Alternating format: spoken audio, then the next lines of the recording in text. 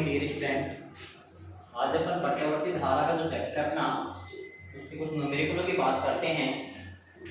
जैसे आपके सामने चार न्यूमेरिकल दिए हुए हैं, इन न्यूमेरिकलों की बात करते हैं, कैसे सोल्व करते हैं। जो फर्स्ट न्यूमेरिकल अपने पास है, किसी 50 अटैच आवर्ती के जावक्रीय प्रत्यावर्ती वोल्टा का वर्ग माध्य मूल मान 200√5 वोल्ट है, तो इसकी तात्क्षणिक वोल्टता का समीकरण समय टी में ज्ञात करना है।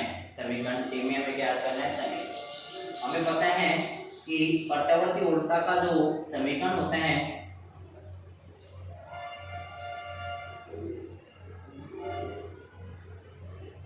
प्रत्यावर्ती वोल्टता V = V note sin omega T होता है। अब यहाँ पे हमें V नोट का मान चाहिए और ओमेगा का मान चाहिए। हम समीकरण टी में इसको ज्ञात कर सकते हैं। V नोट का मान हमें पता है कि वर्गमूल माध्य मान जो होता है RMS होता है अपने पास V नोट बाई √2 प्रत्यावर्ती धारा के एक पूर्ण चक्कर के लिए ये मान हमारे पास, हर चक्कर के लिए हमारे पास ये मान होता है। एक पूर्ण चक्कर का 0 होता है। यहाँ से हमें VRMS का मान दिया हुआ है कि 200√2 वोल्ट। हम यहाँ से V नोट का मान चाहिए, तो हम 2 का पक्षांतर करेंगे तो हम कह सकते हैं VRMS √2 V नोट = 200√2 इंटू में √2। V नोट √2 200 गुणा 2। V note 400 volt. V note का मान हमारे पास आ चुका। हमें मान चाहिए ओमेगा का।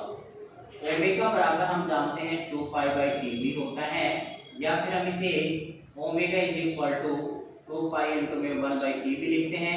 1/2 का मान होता है फ्रीक्वेंसी यानी आवृत्ति होती है, n लिखते हैं। जैसे 1/3 होती है, इसे n भी कहते हैं और f भी जो आवृत्ति कहते हैं। यहाँ से आवृत्ति का मान हमें दिया हुआ है, कितना दिया हुआ है 50। n बराबर आवृत्ति दी होगी 50 अटैच। ओमेगा = 2 इंटू में पाई का मान होता है 3.14 गुणा n का मान कितना है 50 अटैच। ओमेगा पॉइंट उठाएंगे 2 गुणा 50 गुणा 314/100। ओमेगा = 100 गुणा 314/100 कैंसिल। ओमेगा = 314। यदि ये मान हम रखते हैं यहाँ समीकरण के अंदर, तो देखो समीकरण क्या बनती है। V बराबर V नोट का मान कितना है 400 साइन ओमेगा का मान कितना है 314 और t का मान हमें किस में लेना है, समय में लेना है। ये t के अंदर इसका मान हमें लेना है, तो t का मान किस में रहेगा t। तो ये हमारे पास क्या होती है, इसकी तात्क्षणिक वोल्टता की समीकरण में प्राप्त होती है t समय के अंदर। V = 400 sign 314 t। 400 है, V नोट का मान निकाल लिया और हम ओमेगा का मान निकाल के ये समीकरण ज्ञात कर सकते हैं। इस प्रकार पहले क्वेश्चन की बात कर रहे हैं हम। सेकंड क्वेश्चन जो हमारे पास है कि प्रत्यावर्ती वोल्टा का मान V बराबर 400 साइन पाई टी, तो इस वोल्टा की आवृत्ति ज्ञात करनी है। हमें ज्ञात करनी है इसकी आवृत्ति। तो इसकी आवृत्ति किस प्रकार ज्ञात करते हैं अपन। सेकंड क्वेश्चन कह रहा है हमें क्या,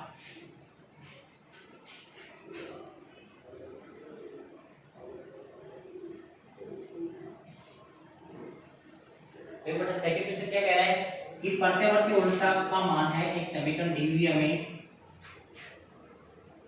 V बराबर 400 साइन पाई टी। अतः प्रत्यावर्ती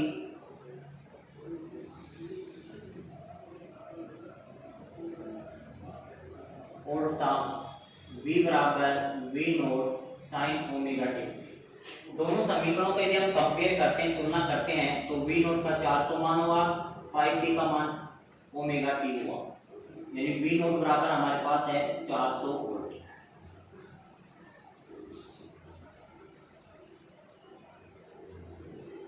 और यहाँ है कि ओमेगा टी = है पाई/, टी से टी कैंसिल, ओमेगा = पाई। अतः ओमेगा होता है 2π/T भी कहते हैं, या टी को कहेंगे 2πn भी कहते हैं। ये मान लीजिए आवृत्ति का मान चाहिए हमें n का, ये मान हम ओमेगा मान यहाँ रखेंगे तो हम कहेंगे 2πn = पाई। पाई से pi cancel, 2n is equal to 1, 2n is equal to कितना आ गया आपके पास 1 आ गया। आवर्ती का मान हमें चाहिए 2 का पास कर देंगे, n is equal to 1 by कितना है अपने पास 2, 1 बाई 2। अब इसमें मान हमें क्या हो दिया हुआ है, मान देखते हैं अपन। सॉरी बेटा, इस क्वेश्चन में हमारे पास है 100 पाई टी का क्वेश्चन मिसप्रिंट हो गया था, ये 100 पाई टी है, यानी यहाँ पे हमारे पास है ये 100 पाई टी, तो ये भी कितना होगा 100 पाई टी। तो यहाँ पे कितना होगा अपने पास 100 पाई टी, पाई से पाई कैंसिल, 100 बटे 2, तो n इज इक्वल टू आ गया अपने पास 50 हर्ट्ज। आवर्ती मान कितना है इसका 50 हर्ट्ज हमें आवर्ती इसकी प्राप्त होती है। क्वेश्चन में 100 नहीं था बेटा, मिसप्रिंट हो गई थी, तो इसका तुलना है किस प्रकार किया हमें कि v बराबर 400 sin 100 पाई टी दिया हुआ है, प्रत्यावर्ती उत्तर v बराबर v not sin omega T हमारे पास है, तो v नॉट का मान कितना हुआ 400 हुआ, 100 पाई टी का मान कितना हुआ अपने पास 100 पाई टी का मान हुआ अपने पास ओमेगा टी। दोनों तुलना किया, इसका v नॉट का मान आ गया, इन दोनों कंपेयर किया तो हमारे पास आया omega T is equal to 100 pi T, T से T cancel, omega is equal to 100 pi, omega is equal to 2 pi by T भी होता है, 2 पाई n भी होता है, आवृत्ति हमें निकालनी है, पाई से pi cancel, 2n is equal to 100, n is equal to कितना है अपने पास 50 हर्ट्ज इसकी आवृत्ति हमें प्राप्त होती है। इसी प्रकार अगला जो तीसरा क्वेश्चन आपके पास, तीसरा क्वेश्चन क्या कह रहा है उसको देखते हैं। तीसरे क्वेश्चन में कह रहा है किसी प्रत्यावर्ती धारा परिपथ में धारा का शिखर मान जो दिया हुआ है हमें 5 एम्पियर दिया हुआ है, यदि परिपथ में प्रत्यावर्ती धारा एमीटर डिश धारा एमीटर जोड़ दिए जाए तो दोनों में पाठांक क्या होगा, इनका 2 पॉइंट है हमारे पास। पहले प्रत्यावर्ती की बात करते हैं, तो प्रत्यावर्ती में पाठांक की बात करें तो हम जानते हैं कि IRMS इज इक्वल टू होता है I नोट बाई रूट 2, प्रत्यावर्ती धारा का शिखर मान। I नोट है जो शिखर मान है जिसका मान हमें दिया हुआ है 5 एम्पियर। RMS निकालेंगे इसका वर्गमूल माध्य मान, तो हम कहेंगे 5 बटे में रूट 2, ऊपर नीचे रूट 2 से मल्टीप्लाई करेंगे तो IRMS बराबर 5 बटे रूट 2 गुणा में रूट 2 बटे रूट 2, IRMS बराबर 5 रूट 2 बटे 2, IRMS बराबर 2 से काटेंगे तो 2.5 रूट 2 भी कह सकते हैं इसे, या रूट 2 का जो मान होता है अपने पास वो होता है बेटा 0.414, ये मान रख के भी मल्टीप्लाई हम कर सकते हैं इसका मान। ये आगे इसकी प्रत्यावर्ती धारा के लिए, और दिश धारा से जोड़ दिया जाए तो दिश धारा की यदि बात करें तो दिश धारा क्या कहती है वो देखते हैं अपन। नेक्स्ट पॉइंट हमें कह रहा है कि दिश धारा एमीटर जोड़े तो उनके पाठ्यांक क्या होगा, तो ध्यान रखना बेटा कि दिश धारा एमीटर धारा के औसत मान को मापता है। दिश धारा होती है जो एमीटर धारा के औसत मान को मापता है, प्रत्यावर्ती धारा के औसत मान के लिए इसका मान क्या होता है 0 होता है। प्रत्यावर्ती धारा के औसत मान के लिए इसका मान क्या होता है, दिश धारा एमीटर में क्या होगा उसका मान 0 होगा। यदि दिश धारा एमीटर यदि लगा दी जाती है प्रत्यावर्ती धारा के औसत मान के लिए तो वहां पे क्या होता है उसका मान 0 प्राप्त होता है, यानी 0 हमें प्राप्त होता है। जैसे फिर नेक्स्ट क्वेश्चन की बात करते हैं, तो नेक्स्ट क्वेश्चन हमें क्या कह रहा है कि किसी परिपथ में वोल्टता का वर्ग माध्य मूल मान 220 वोल्ट है, तो वोल्टता का शिखर मान हमें ज्ञात करना है, यानी इसका क्या ज्ञात करना है हमें शिखर मान हमें ज्ञात करना है। तो हम जानते हैं बेटा कि वोल्टता का जो वर्ग माध्य मूल मान होगा वो होता है VRMS इज इक्वल टू वोल्टता का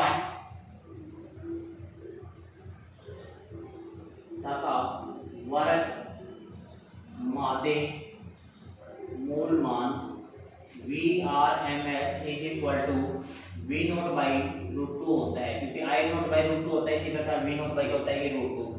VRMS का मान हमें दिया हुआ है 220 वोल्ट, हमें V नोट का मान हमें ज्ञात करना है, तो हम यहाँ से 2 का पक्षांतर करेंगे तो हम कह सकते हैं कि V naught is equal to VRMS into root 2। VRMS का मान आपके पास है V is equal to 220 into में रूट 2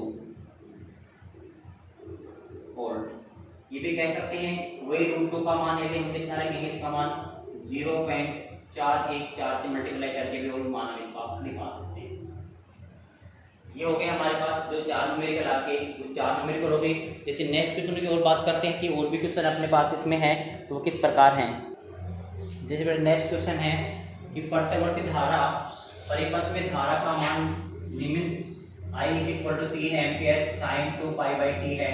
तो ज्ञात करना धारा का वर्ग माध्य मूल मान और t बराबर 1/2 सेकंड पर ताक्षणिक मान हमें ज्ञात करना है। पहले वर्ग माध्य मूल मान की बात करेंगे तो हम जानते हैं कि धारा का वर्ग माध्य मूल मान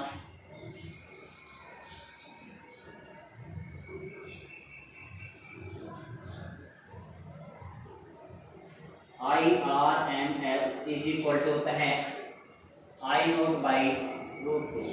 अब I0 का मान हमें समीकरण दी हुई है, अतः कि I बराबर होता है 3 एम्पियर sin 2π/t। वैसे इसका समीकरण होता है धारा का I = I0 sin ω/t। तो इसका मतलब ये जो मान हुआ किसका हुआ, I0 का मान हुआ, यानी I0 का मान कितना हुआ 3 एम्पियर। यदि हम यह मान ये याद रखते हैं तो हमारे पास वर्ग माध्य मूल मान आता है RMS = 3/√2। वही √2 के लिए हम इसमें भाग देते हैं कि IRMS = 3/√2 का जो मान है वो होता है 0.414 का भाग देके हम इसको मान ज्ञात कर सकते हैं। फिर ये कह रहा है इसका ताक्षणिक मान, सेकंड पॉइंट के अंदर इसका ताक्षणिक मान हमें ज्ञात करना है। तो हम जानते हैं I = 3 एम्पियर sin 2π/t हमें समीकरण दी हुई है। t का मान कितने सेकंड पे, 1/2 सेकंड पे हमें ज्ञात करना है। I = 3 एम्पियर sin 2π/2 में 1/2, 2 से 2 कैंसिल, तो हमारे पास क्या आ गया I = 3 एम्पियर sin, ये बच गया क्या बेटा मेरे पास पाई, और sin पाई का जो मान होता है यानी 180 डिग्री मान होता है क्या होता है 0 से मल्टीप्लाई करने धारा का मान क्या है यहाँ पे 0 हमें प्राप्त होता है। ये हमारे पास फर्स्ट जो 5वां क्वेश्चन था उसका सॉल्यूशन है, आप एक बार इसको नोट कर सकते हो। फिर नेक्स्ट क्वेश्चन हमारे पास है कि 50 हर्ट्ज आवृत्ति वाले प्रत्यावर्ती धारा का को शून्य से अधिकतम मान तक पहुंचाने में लगा समय हमें ज्ञात करना है। अधिकतम मान तक पहुंचाने में लगा समय हमें ज्ञात करना है।